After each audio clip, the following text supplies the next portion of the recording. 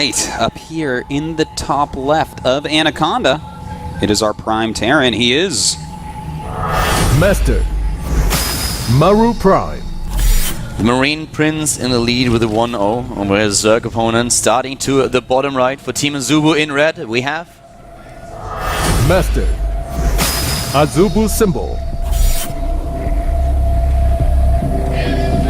You know, this is, I think it would be pretty cool for Maru if he did open up with something like a proxy. Because if he were to cheese here and go up to 2-0, that's pretty hard to come back from. Yeah. That is, like, you know, Maru could do anything in the next 3 games, have a good chance of taking him out. one of the things that you have to be a little bit careful as a Terran player on this map is opening up with a command center first. And the reason is that at the ramp we have those rocks that you can't repair. So a Zerg that actually, we just talked about this before the series started. I am personally not a huge fan of a 10-pull opening against Terran, which we see a lot these days. But on a map like Anaconda, you can do so much more with that opening, because even if there is a command center first on the high ground, which usually negates the opening right away, on this map you can try to break through those rocks, and then it's a completely different story.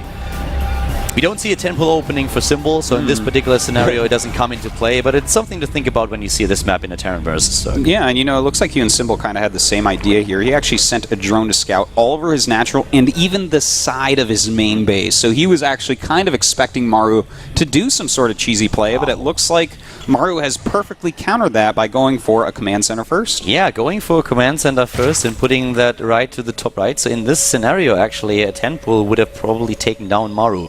But this is, of course, a gamble that Symbol is not really willing to take, being down 1 game in the series. That's when you usually start to play a little bit safer, unless your name is Startail Life. Yeah, well, I tell you what, I think that in this case, in this series, with how well Symbol's been playing recently, he's probably, the cheeses he'll use are more like the Roach Baneling attacks, where he has a little bit more control over what's happening. It's not as much of a coin flip with the early openers. That's also something that he's more used to. We've seen openings with an early pull, especially from Kangho in the past few weeks. So he's one of those Zerg players who will every now and then roll the dice.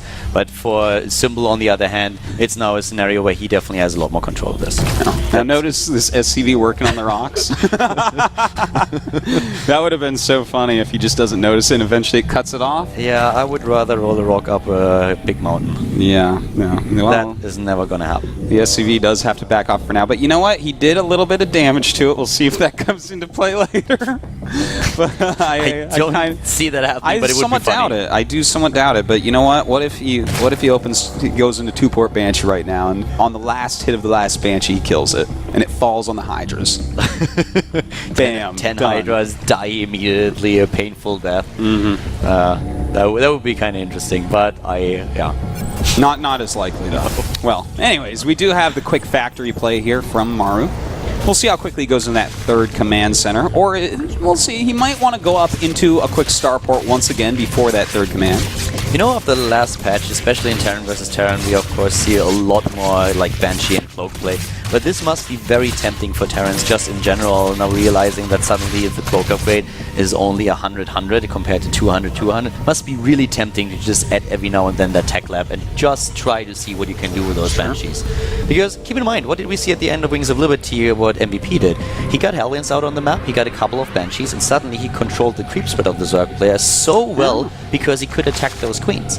Very, very true. But looks like Maru instead going to throw up a couple more barracks, and this means he's going to have a lot more units. So for instance, if Symbol wants to go for one of these Roach Baneling little quick timing attacks, which it doesn't look like he wants to, but if he did, he would have been in trouble against a build like this from Maru. Whereas Maru, he can get aggressive pretty quickly with this. Symbol actually heads into a very, very fast lair tick here. He gets the lair before speed, which is not all that unusual, but it's definitely now an indicator that he wants to go for a tech build.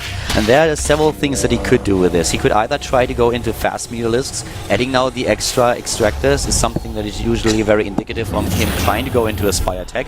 But I've seen Symbol also use Infestor timings, where he just gets Infestors out and bursts them over to his opponent's base and uses a massive amount of Infestor Terrans to do damage.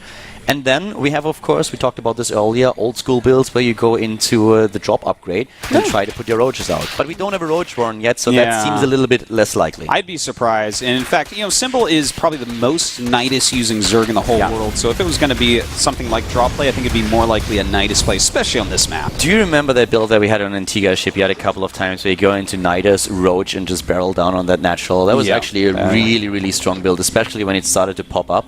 And you wouldn't expect this anymore these days. Yeah, that is true. But he is going for the quick spire, and I really do like that play because he's kind of pushing his creep towards those safe bases. And between pushing the creep over there and watching those rocks, making sure that those rocks don't get taken down, he's going to have, this is like a pretty quick 3-base economy with a really quick spire. It's a nice combination for the map. Yeah, this is exactly the standard choice that we talked about earlier. If you see that gas going up, the extra one, you usually see the spire tech. If you don't see one of these crazy infested timings that we mentioned. But now in this particular situation, we have a position for the Zerg player where he's trying to hide his spire as well. And Maru does not expect those Mutalisks to be out this fast. So he could be very surprised by what's going on here if he doesn't get a good scan into the base of Symbol. That is very true.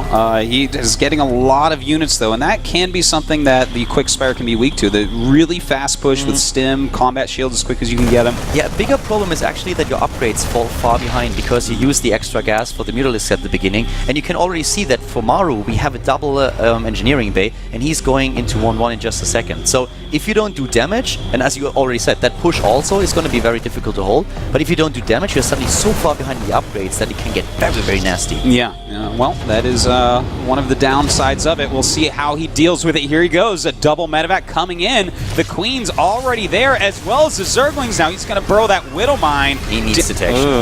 Yeah, this is actually kind of scary. That Widow Mine holding tight right there, but he does have Banelings on the way.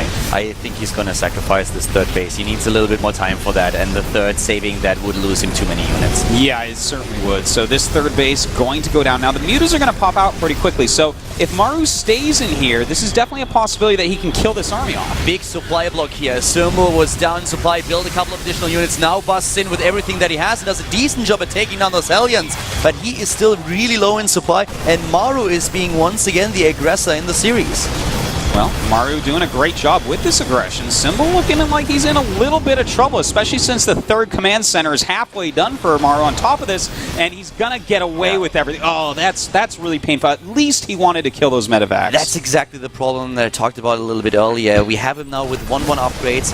Maru, that is, he's heading into those upgrades. And Symbol, he just can't fight this. Mutalisks this early are designed to blindside your opponent, to get into the mineral line, and then make the Terran player chase them. Drop, like, just go from the natural to the main base, to the third base, if there is one already. And in this scenario now, Symbol is looking at the game as like, if I don't do damage with my Mutalisks, I'm so far behind in my ground army upgrades already, then it's going to be painful. Well, looks like he'll get a little bit of damage done here at the natural of Maru, but Maru is rallying out with a gigantic push. Looks like that third base not going to survive very long for Symbol. Yeah, this is where the multitasking really has to come into play for Symbol. He cannot use those Mutalisks very well for the defense. The only thing that they're good for is to shut down the medivacs themselves. He needs to rely on those Lings and Banelings and try to do damage with the Mutalisks at the same time. He's denying mining at that natural, and that is really important for him right now. But Maru is, of course, lifting in there once again, forcing a cancel, attempting to on that third base, but here comes Symbol. And those Banelings and Zerglings go in. There's no speed, though, so some great spreading going on, but still so many Banelings and Zerglings flow in that it looks like Symbol might just barely not hold it. Just ever so barely. Yeah, but he's Ooh. already rolling additional units out, and he has such a huge bank. For him, a problem is that with this third gone, it's not only about the income, it's about production. He's starting to run low on lava, and he can't use that bank that he has. So he tried to skip on the macro hatch in the main base, and that's one of his problems. This is why we see a double hatch right now, not only getting the third base up, but trying to get that macro hatch so that he has the lava that he needs later on. Maru is coming in possibly for the kill right now. As you said, Kaldor, just not a lot of larva. Sitting up at 1,000 minerals this whole time. If Symbol had 1,000 minerals more of Zerglings and Mutas, he would roll through this army already twice. So this is pretty rough. Maru really low in Harvesters, was on 38 just a few seconds ago, relying heavily on those mules, but that's something that he can afford to do and keep his upgrades in mind. He is on 1-1 and his armory just finished. He already started his second attack upgrade, and Symbol doesn't even have a single upgrade for his ground force yet. Well, it looks like this could be the last stand of Symbol. He does have some speed Banes rolling in. Those Widow Mines, for the most part, being taken out, and he does fight him back for now. The +2 attack upgrade, at least for the Mutalisks, has been started, but the Mutalisks alone are not going to do a whole lot against all those Marines that we have. And Maru, he is relentless, moving in again, trying to take down another Queen, and if he eliminates another hatch, then he will really lower the production of Symbol. Well, Symbol's production is getting a little bit better now, but that hatchery is starting to get very low. Has to use a transfuse right there, bringing his Mutalisks back. And he does have quite a few Banes making. He's gonna... Oh, that's so painful. Oh my god. Macratch is gone. He's going in +2/+2. If those upgrades finish and Symbol doesn't have a single armor or attack upgrade for his Lings, I don't think that he can withstand this much pressure. Yeah, he needs to barrel through this army and then counterattack immediately. You know, there is a third command center for Maru, but he's only mining off 2 bases. Yep. So Symbol has, like, the slightest chance still, but... It's looking worse and worse every moment. He is so pressured. He's really restricted to his main base now, and you can see the desperation with all those spine crawlers that we now have. He's just trying to hold on somehow, get the mining up on 3 bases, and then roll over this army. But it's so difficult, and the Mutalisks can never get close to the Marines to engage them because there's just too much firepower. Yeah. Those 2/2 upgrades finishing is they're almost like a nail in the coffin here for Symbol. I'm getting really scared for him, but it looks like he's stabilized for now. He does almost have +2 Muta attack, so that's something at least. That helps him for the hit and run, but every single time he tried to engage, Maru had a few units ready to just wait for those Mutalisks, and that is something that we might see again. Here come a couple of Marines, not enough, but at least they are able to drive the Mutalisks away. But this is just the trade-off that you make when you go into a fast Spire as a Zerg player. You need to do damage and you need to pressure your opponent or he will get ahead in the upgrades and just attack you. And that's what we see Maru doing the entire time. Certainly is. Well, we have more Mutas on the way. That is his only upgraded unit, so it makes sense. Symbol doing some harassment here, killing a few SCVs here and there. You know, this surprised me actually a little bit that we didn't see an additional missile turret here, because that's something that happened now for the 3rd time tomorrow. That is true. You know, he may almost even want him to go there, well, previously at least when he was attacking, because those Mutas were so needed at home, but... Well, we'll see if he puts one up. Maru is in the supply lead by over 40 at the moment, and just rallying down towards that 3rd base again. And Maru just completed the +2 attack upgrade and is about to complete +2 armor.